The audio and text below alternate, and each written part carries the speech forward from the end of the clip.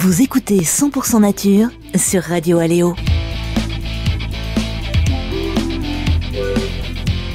Mangeoire sur son balcon ou dans son jardin, graines ou petits morceaux de pain, nombreux sont celles et ceux qui prennent soin des oiseaux en hiver. Est-ce vraiment nécessaire ? Quelles sont les bonnes pratiques, celles à éviter ? Pour en savoir plus, nous accueillons Alexis Révillon, chargé d'études et éducateur à l'environnement pour la LPO de Côte-d'Or et de Saône-et-Loire. Bonjour Alexis. Bonjour. Alexis, première chose à noter quand même, il est illégal de jeter du pain ou des graines aux oiseaux dans les lieux publics. Est-ce que vous pouvez nous expliquer pourquoi ? Alors c'est tout simplement pour lutter contre l'accroissement des populations de pigeons de ville. Parfois l'être humain nourrit les animaux sans vraiment s'en rendre compte, avec les déchets, que ce soit les poubelles ou encore les décharges. Est-ce que toute cette nourriture à disposition des animaux est une bonne chose ? Oui et non, que ça soit les poubelles ou les décharges, ça peut effectivement apporter un soutien alimentaire par exemple aux oiseaux l'hiver. Il y a pas mal de cigognes blanches par exemple qui hivernent proches de grandes zones de décharge. Les goélands aussi se nourrissent beaucoup, des rapaces, les milans noirs. Par contre, on sait que ça leur est défavorable à moyen terme et à long terme, notamment pendant la reproduction, puisque dans les déchets, ils ne vont pas retrouver tous les éléments nutritifs dont ils ont besoin. Donc ça va pour survivre l'hiver, mais au moment de la reproduction, les adultes et les jeunes vont avoir des carences. Et la carence la plus fréquente, c'est une carence en carotène. Les oiseaux ont des problèmes de plumage, on voit des plumes blanches apparaître. Les oiseaux qui d'ordinaire ont la cire du bec jaune, elle devient blanche. Pareil, la couleur des pattes devient terne. Et le taux de reproduction diminue très nettement à cause de ce type d'alimentation. L'accès à la nourriture conditionne en général les rythmes biologiques. Si on nourrit volontairement ou involontairement un animal, un oiseau toute l'année, est-ce qu'il peut avoir des petits toute l'année ?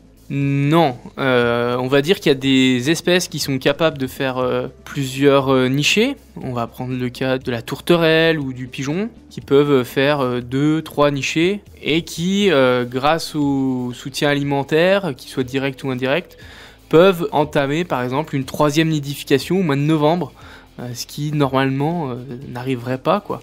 Mais ils ne seront pas capables de faire une 4e, une 5e nichée, puisque biologiquement, ils n'en sont pas capables.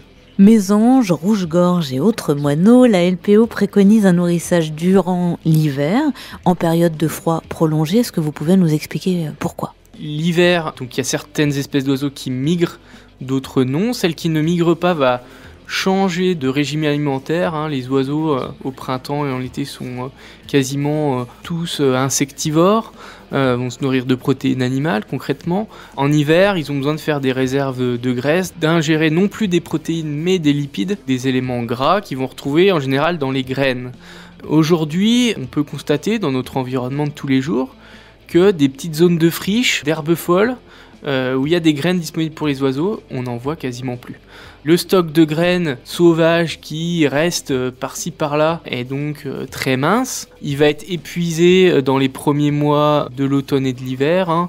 Le stock de graines il commence à l'attaquer en septembre. Généralement, fin décembre, il reste plus grand-chose dans la nature. Donc là, apporter un soutien alimentaire au cours de l'hiver, c'est bien. Il ne faut pas commencer trop tôt, puisqu'on est là pour aider les oiseaux et pas pour faire de l'élevage ou se supplanter complètement la nature. Donc nous, on conseille de ne pas commencer trop tôt, d'attendre que vraiment l'hiver s'installe et c'est vraiment un soutien suite à l'épuisement des stocks de graines en nature que nous conseillons. Voilà, on commence pas trop tôt et puis on met des graines et pas du pain. Alors ouais, jamais de pain. C'est vraiment un aliment piège. C'est très appétant pour les oiseaux, ils aiment bien ça, c'est pas une question de goût, mais c'est que le pain d'aujourd'hui, malheureusement, est très pauvre nutritivement. C'est plus le pain de nos grands-parents, c'est plus le pain paysan. Très pauvre nutritivement, légèrement salé, donc qui va attiser la soif des oiseaux, qui là aussi est un grand danger. Il y a beaucoup d'oiseaux aujourd'hui qui trouvent, grâce au soutien alimentaire, de la nourriture pour survivre, mais qui ont besoin d'eau pour s'hydrater. Donc le pain va combler la satiété de l'oiseau, il va plus avoir faim mais il va pas en tirer d'énergie pour produire de la graisse et se protéger contre le froid, et il peut mourir rapidement de froid sans pour autant avoir faim parce qu'il sera gavé de pain tout simplement. Est-ce que le nourrissage des oiseaux grâce à une mangeoire peut transmettre des maladies ? Oui, tout à fait. C'est pour ça qu'on conseille de vraiment attendre que le froid s'installe. Dans les périodes de grand froid, il n'y a pas trop de risque de transmission de maladies, puisqu'il y a très peu de virus porteurs chez les oiseaux qui supportent le froid. Par contre, un temps au-dessus de 0 degré, humide, là, les maladies peuvent se propager comme une traînée de poudre sur les mangeoires, et donc on préconise de nettoyer régulièrement eau, savon, vinaigre blanc éventuellement, vos plateaux mangeoires de l'ordre d'une fois par semaine, une fois toutes les 2 semaines, quoi. De la même manière, est-ce qu'il faut faire attention où on place sa mangeoire? Parce que j'imagine qu'il y a des prédateurs comme les chats qui doivent profiter un petit peu de ce piège géant. Oui, tout à fait. De toute façon, quand on va mettre un point d'attraction quelque part pour la faune quelle qu'elle soit, ça attire des prédateurs, qu'ils soient domestiques ou sauvages. Donc on fait toujours attention de mettre les mangeoires soit en hauteur, suspendues, pas sur une branche parce que le chat pourrait grimper à l'arbre et puis aller jusqu'à la mangeoire via la branche, donc suspendu sous une branche, ou alors si c'est des mangeoires plateaux qui sont proches du sol ou un peu surélevés, il y a soit des systèmes qui empêchent la grimpe du chat, donc si vous avez une mangeoire plateau sur un poteau, vous pouvez mettre un cône en plastique autour du poteau pour pas que le chat puisse escalader, et surtout dans des zones dégagées, les plus dégagées possibles, pas proche d'une haie, vraiment au milieu dans un endroit ouvert pour que les oiseaux aient le temps en fait de voir votre chat approcher et pas que votre chat puisse venir se mettre à l'affût sous une plante ou autre près de la mangeoire. Et attention, quand on n'a pas forcément de mangeoire, on peut suspendre des petites boules de graines, de graisse qui sont dans des petits filets en plastique. Il faut savoir que ces petits filets là sont parfois dangereux pour les animaux.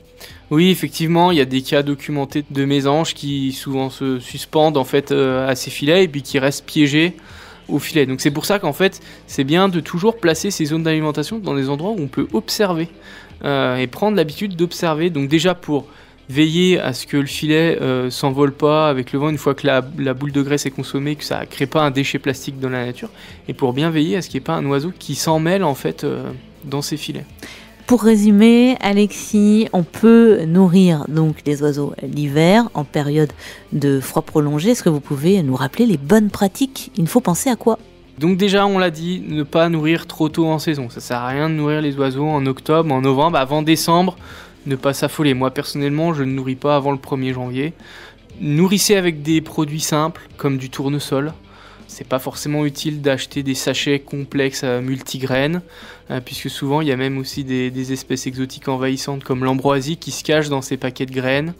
Donc voilà, donc nous, on préconise du tournesol. Ça peut être mélangé. Il y a quelques agriculteurs en Saône-et-Loire qui proposent des mélanges de graines sauvages qu'ils ont, par inadvertance, entre guillemets, récoltées avec leurs faucheuses en même temps que le tournesol ou le maïs et qu'ils valorisent comme graines à oiseaux. Donc ça c'est très bien parce que c'est des plantes indigènes et locales. Donc il faut nourrir régulièrement puisque vous allez créer une dépendance. Les oiseaux vont se souvenir que chez vous il y a de la nourriture.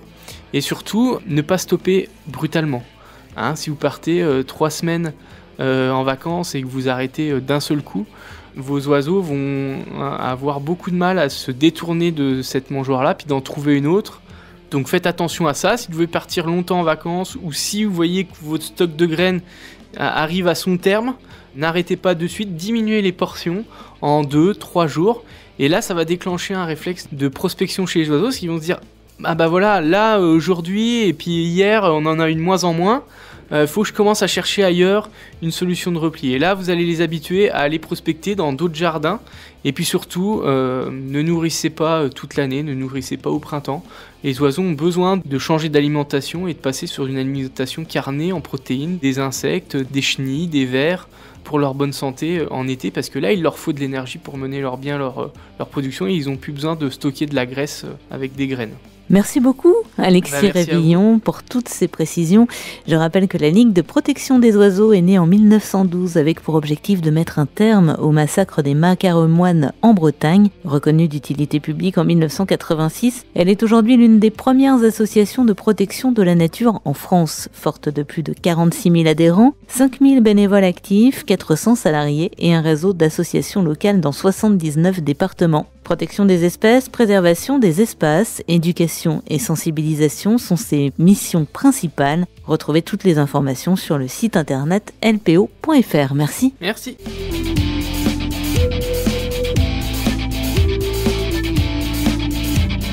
C'était 100% nature sur Radio Aléo.